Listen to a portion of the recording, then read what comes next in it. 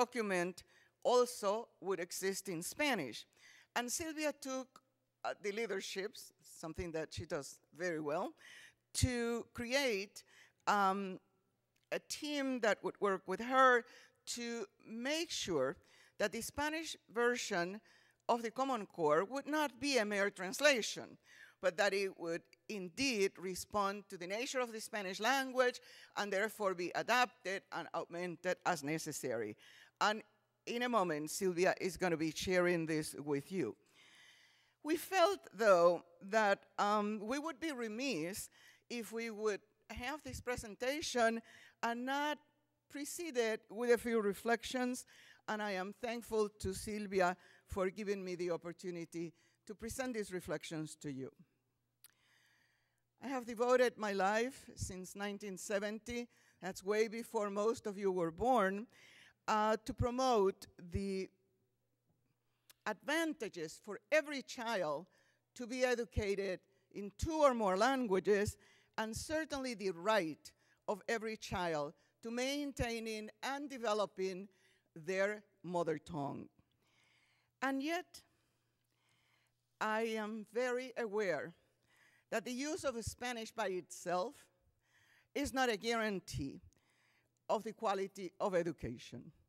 After all, we can lie in Spanish, we can say hurtful things in Spanish, we can domesticate people in Spanish. It's just like being Latino does not guarantee that someone has the best intentions for all Latino in mind. So for me, the language is essential, but what we do in the language is also essential. So I would like to invite you all as educators to once more continuously reflect about our definition of education. Are we promoting the reductive process of domesticating schooling or the liberating action of a true education? So I do thank you very much for your presence here. It means a great deal that you were willing, you that are experts, that know very well what you're doing, would get up this early one more time to one more be open to new concepts, new idea, new information that can help you improve what you already do very well. I'd like to propose to you that true education seeks both the transformation of individuals and of society, and that is based on a teaching-learning process of how to think rather than what to think.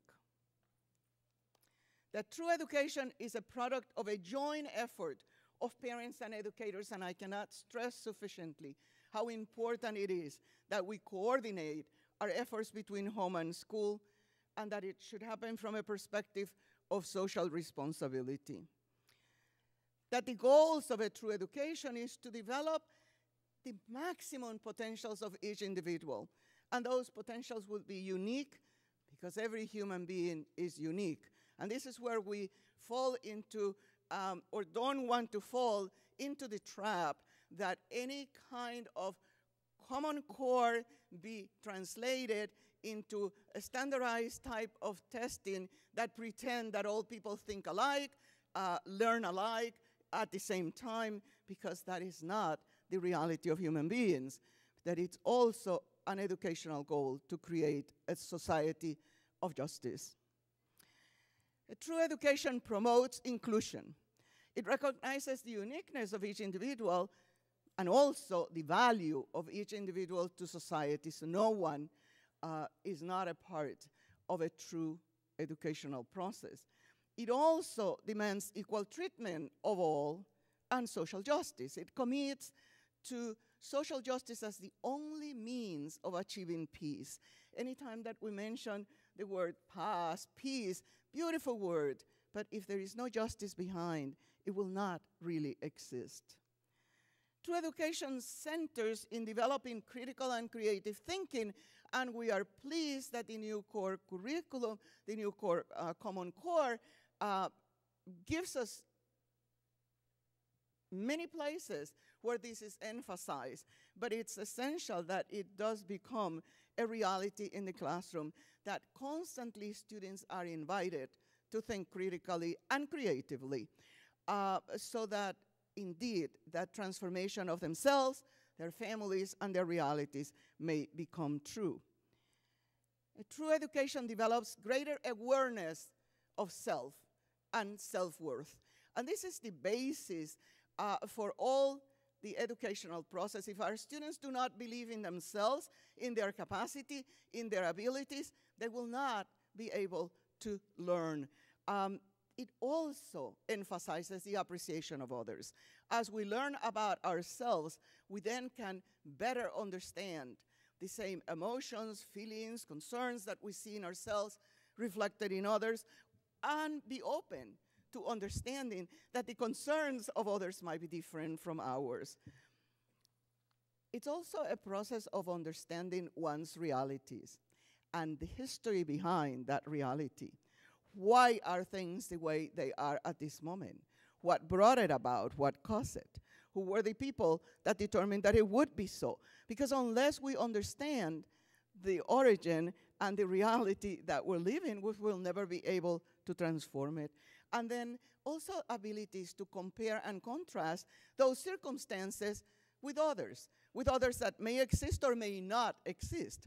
Because this is where the greatest power of language is, the possibility of escape, the limits and constrictions and of reality, allowing us to think and imagine and dream of better things. And a true education should educate for freedom. And I always like to point out, freedom is something that we value greatly. It would be very difficult to find anyone who says they don't value freedom. Freedom is so important. It's so important that sometimes people go to war to defend freedom. People go to war and kill other people on the name of defending freedom. But what's really contradictory and painful is to know that most human actions are not conducted in freedom, are not the result of freedom. Because most of human actions happen by inertia. We're there, things are happening. We don't move to do anything different. By habit, this is how it's always been. This is what I've seen other people do. This is what I do. Or sometimes by impulse. It's what, okay, I'm going to do this without really thinking enough to be able to say that that's freedom. Not because I do it and nobody stops me, am I acting in freedom. Many times we act imitating others. This is what others do. This is what I also do. Or following suggestions. Somebody said this is what you should do. Or following publicity or propaganda. We do what others are telling us, sometimes in many subtle ways, to do. And also, so many times we act out of fear. It's difficult to do something new, to do something different. How are we possibly going to have an education without standardized testing? Well, we better do. We better find a way to do that. Because otherwise, we'll end up, you know, like this satirical article. Invite you everyone to read it from your language magazine. You got this on your packet when you register. It's a satire by Stephen Krashen.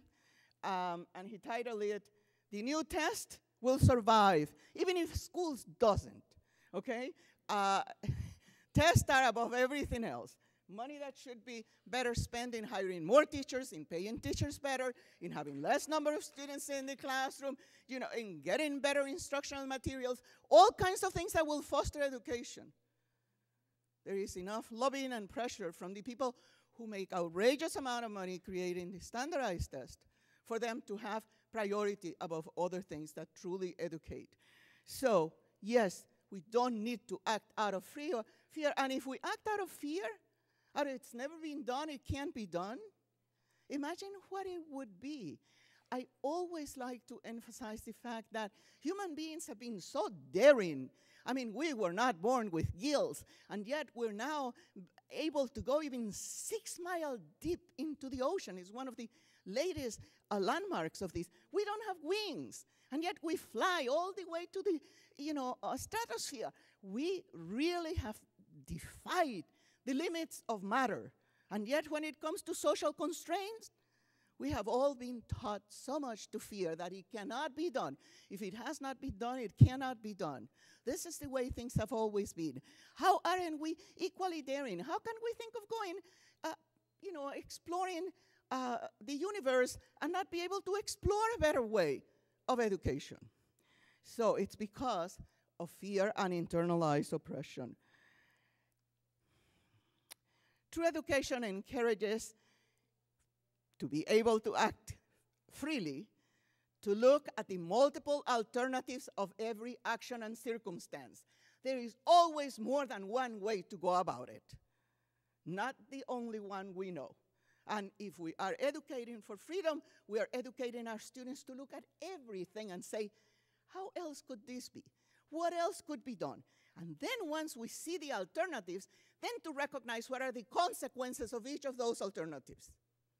What would happen if we go this route, or this route, or this route?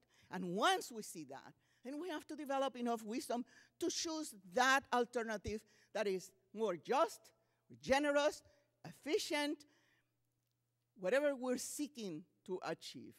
And then, of course, we need the courage to follow that. But if we are truly going to help our students become those responsible individuals capable of transforming their lives and the lives around them and their society, we need to teach them what freedom is and how we create a free act. Language is the most meaningful of all human cultural creations. We as human beings have created marvelous things culturally, but language is at the core of them all. Language allows us that better understanding of self. When we can put into words what we're feeling, what we're thinking, what our ideas are, we understand ourselves better and understand others better. Language also allows us to get together in projects. We have a society because we have language. If we could not communicate, we could not agree upon anything that needs to be done as a group. It also allows the transmission of knowledge from one generation to the future ones, and certainly it is essential to reasoning and learning. This is why this language art aspect of the core curriculum is so important. And we must develop linguistic abilities so that every student can understand with clarity what is being said. And what that means is not only to know, oh, this is what it says, the who, where, when, how, but also the why of what is being said. What is being omitted on what is being said. Because so many times silence, what is not said, is equally as meaningful or even more than what was said. To also recognize that there are always different viewpoints to every issue, and where those viewpoints come from, and what the consequences of them are. We also need to develop in our students language appreciation. They should be able to develop preciseness when they speak and demand that preciseness of what they read or listen to. Effectiveness, they should be able to convey what they want to express, what they want to communicate, to be able to do that effectively. They also need to understand that there is an appeal in language. That language can be beautiful, engaging, interesting, whether satirical like Krashen or lovingly, as Isabel would say, it's my writing. Whatever, there are different ways to appeal to the reader or the listener, and our students need to understand that when they're listening to language and recognize it and appreciate it, but also develop it for themselves. And then they should also be able to recognize literary merit so that they themselves can also create it. Our students need to have richness in their language so that both orally and in writing they understand that language has multiple registers, that we don't speak the same way in an intimate situation and in a professional situation, that we don't speak the same way in a joyful opportunity and a sad one. Those multiple registers are very important. And in the case of the Spanish, our students need to understand the diversity of our registers that do not constitute a problem, but a richness. That the fact that there's so many synonyms that depend on regional variations just points out to the large extent of the use of our language. And the consequences of this education would be that students would recognize themselves as protagonists of their own lives, as important as any protagonist of any book, as any person being written about in the newspapers or spoken about on television. They have a life to live. They have a history to write. Every day, with their actions, they're writing the pages of their story. They need to recognize themselves as such protagonists. And as protagonists of their life, they're responsible members of their society. And as both protagonists of their lives and responsible members of their society, they are creators of their own destiny. We cannot let any list of skills to be achieved, important as they are, to make us forget this most important of goals. Thank you so much.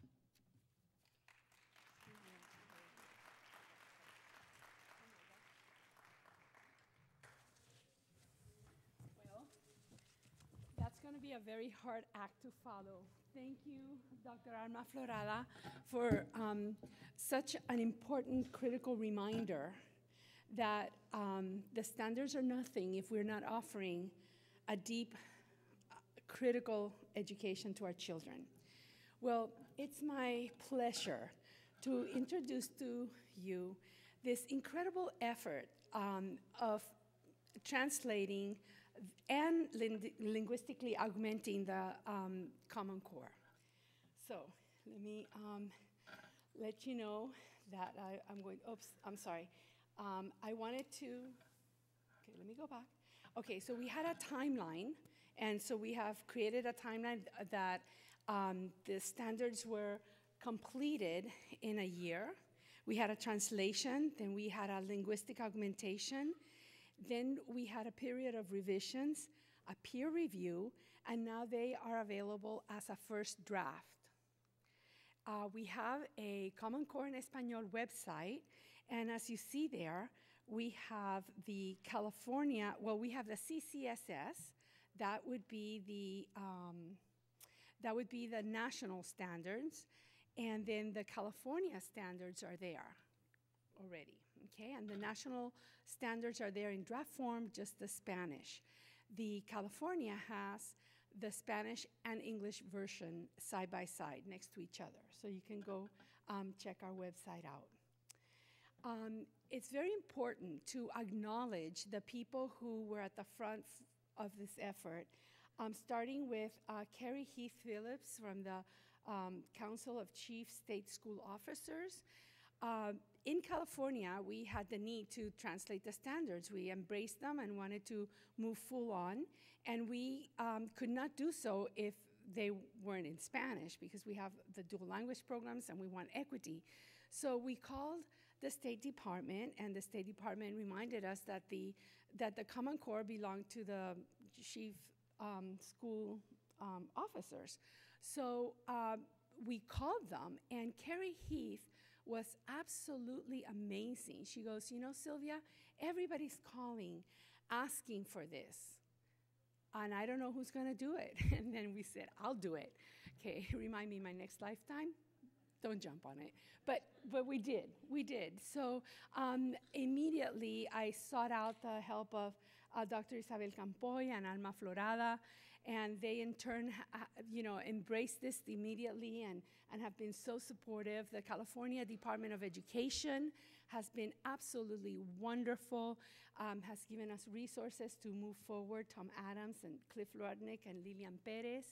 And then, of course, Veronica Aguila and my director, Monica Nava. So I wanted to make sure that we acknowledge them first. There are editors that worked on this, and there was a linguistic augmentation, and we now have our final editor is going to be Teresa Mahler, and she's here present, and we're very proud of that because, of course, we have the first draft because everybody's going, Silvia, come on, just put them out there, just put them out there. And I'm going, they have to be perfect. And they go, no, just put them out there. Let's do a public review. Let's have a chance to feedback. And there's a contact form where everybody can feedback. And then we'll have the official version out, probably by NABE of next year. So again, we did have a peer review. There was about 40 participants, representatives from all over the nation. We had the Mexican American Legal Defense there to witness the process. And we had all these wonderful people who helped us out. And after that, we continued to edit. So we wanted to make sure that they were, first of all, that it was comprehensibility in Spanish was very important, that everybody who read this document could understand what the document said, and it was comprehensible to our main clients, the teachers and the students and their parents. We wanted to make sure that it was equivalent to English, right? That the intent of the Common Core, the spirit of the Common Core was there, and at every single word would vibrate that spirit. We wanted to make sure that there were linguistic adaptations because, as you know, we have the language has its richness, and so we wanted to make sure that everything in the Spanish language was included. We wanted cohesiveness in terms so that all along the document we had a certain cohesiveness for the academic terms that needed to be used because we know that that's going to guide the publishers, the test makers, and all that kind of things, right? And then, of course, we wanted format utility. And what the format utility is, of course, the page real estate and all of those things. And what a lot of people called for was like, we want the version in Spanish with the spans, K1, 2, so we can see the progression. But we also need a version that would be the English and the Spanish next to each other. So we're doing both for national and for California. And part of what we're doing here at NABE is inviting every single state in the union to adopt them and to also adopt the Spanish. All you have to do is go to the webpage, get them, and add your 15%. I also want to announce that we're also doing mathematics. So, and those will be out in about 6 months, where it's going through its revision right now, okay? Okay, so let's see, we have them. We have the language arts coming soon, mathematics. They will be available free online, and the San Diego County Office of Education will have the paper publishing rights. So if you want the document in paper, we'll have an order form, and you can order it for yourself or your colleagues. And but it's going to be free and available for everybody online. Okay. So the idea is let's prepare our students for 21st century, and that's why California wanted to acknowledge the idea that bilingualism is an asset and that we want to prepare our children so that they are fully proficiently bilingual in at least English and another language. Again, we were going to do a table talk, but I wanted to, let's move forward because I know that you're here to see this and we want to hear Isabel Campoy. But here's the question posed. We are going to want these standards. We want you to adopt them. We want you to, they have to go in tandem with the English Common Core. We know that Common Core English has rolled out already. So then as you go back to your districts, what is your plan to have these roll out as well? What is your plan for your bilingual teachers? What's your plan for staff development, for the parents? We have to maybe form a committee and alliance so that we can have these products so that we can roll out to our teachers and parents. So it's very important that they have access to it too. Again, we know, I'm assuming that a lot of people here already are very familiar with the Common Core standards. So you know that we kept the same line, the same 4 strands, and the vertical alignment, the whole idea of the progression through the grade levels, all of that remains intact. We know that we have reading and that reading has literature, informational text, and foundational skills. Here's the translation. Literatura, texto informativo, destrezas fundamentales, with exactly the Common Core anchors are there so that you can trace them back to the Common Core. Ideas clave y detalles, composición y estructura. So you can see how it's very much the whole architecture mirrors the architecture of the Common Core. All right, and here we have the 6 to 12 reading strands that include the literacy in history, social science. Así que literatura, texto informativo, lectoescritura en historia, estudios sociales, ciencias y materias técnicas. It's there. The whole idea of the shifts have been articulated, and this PowerPoint is going to be posted on the Common Core website today. Again, if I know that I'm going fast, but you know what I'm doing, right? I want you to see the parallelism with the architecture. Okay, the writing strands are there with their text types and purposes, the opinion, informative, and narrative. And this is how we translated it. And again, everybody has agreed on the translation. The writing clusters for the upper grades are there, right? So everybody sees that. Here they are in Spanish. So I'm just giving you the headers, okay? So language. En español, normas y convenciones del español. We took out the word standard. You heard Dr. Alma Florada talked about the diversity of the Spanish language, and we did look at the Real Academia to make sure that we had abide by all the new laws that they have.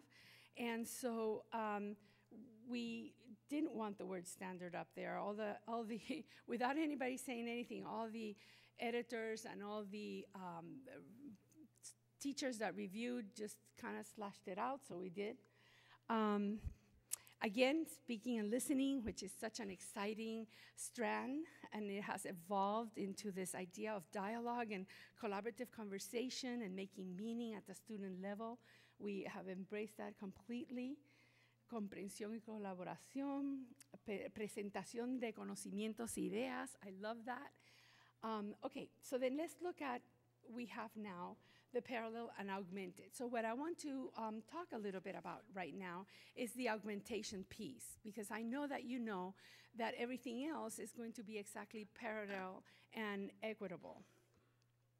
So the linguistic augmentations have been marked in blue, right? So you see font that's blue, that means that's a Spanish-only concept or skill, okay?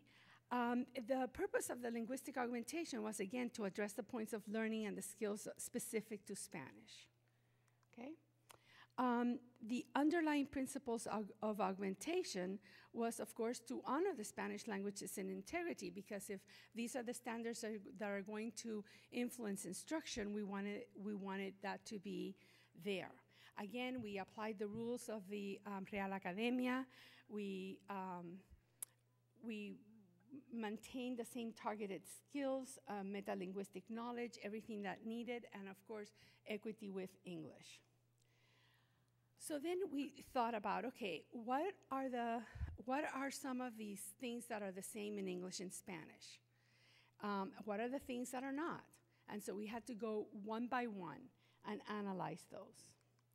So we noticed that we had a lot of things that were the same. And one of the things we wanted to point out is the idea of fluency. Because last time when we had fluency norms, we took the measures of English and applied them to Spanish. And that was a huge mistake. Our children, we know that the Spanish language is longer, is multisyllabic. We know that English is monosyllabic in nature and a lot shorter. And so we need to establish new fluency norms.